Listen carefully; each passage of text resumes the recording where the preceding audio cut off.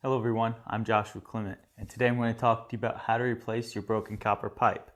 Now this is important to know how to do, that way if there's ever an emergency, you know exactly what to go get and how to do it. We're going to be taking out the damaged area of the pipe, installing a new coupling, and sliding them back together.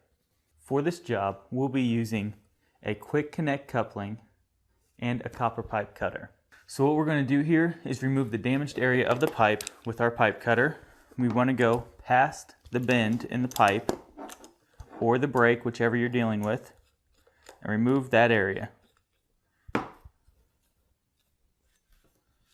So we've tightened down our pipe cutter, and it has a little blade on there that starts cutting the copper, and after you spin it around a couple times, you'll go ahead, give it another about quarter turn, and spin it around a little bit more.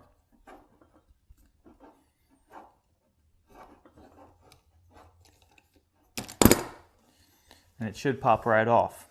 After you have the damaged area removed, we're going to take our quick connect coupling or union, put it onto our copper pipe, slide it over until it completely stops. Then we'll take the other side of our copper pipe, do the same thing with it. Then I'll give it a little bit of a pull, make sure that it's seated on the teeth properly. And you can do this if you're replacing just a little piece or an entire 10-foot section. You can put one on each side, or if you're only replacing about 5 inches, you can there again put one on each side. That way, if anything damages it or you want to replace it with something else, you can always remove it. You want to make sure you know how to do this. That way, if there's ever an emergency, you know what to go get and how to do it.